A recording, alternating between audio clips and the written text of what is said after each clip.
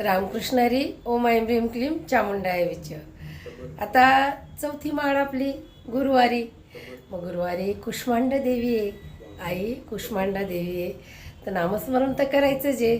आणि त्या दिवशी म्हणजे चौथ्या माळेला 108 लवंग ओम ऐं ह्रीं क्लीं चामुंडाय विच देवीच्या जवळ अर्पण करायचे. मी त्याचं नंतर काय करायचं सांगणारच. पण 108 लवंग अर्पण केल्याशिवाय राहू नका कुष्मांडा देवीला. आणि रंग आहे पिवळा, तर आपण पिवळं वस्त्र घालायचं.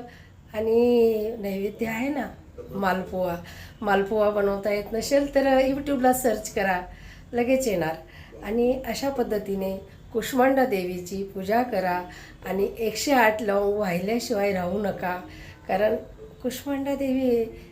आणि मंत्र तुम्हाला आधी सांगितलंच मी, ओम ऐं ह्रीं क्लीं चामुंडाय विच. हा मंत्र जप करा आणि आनंद घ्या नवरात्रीचा. टेन्शनमध्ये नवरात्र नाही करायचं. मी सारखं सांगत असते, मला काळजी आहे तुमची. तर मग म्हणा बरं सगळ्यांनी, ओम ऐं ह्रीं क्लीं चामुंडाय विच. रामकृष्ण हरी.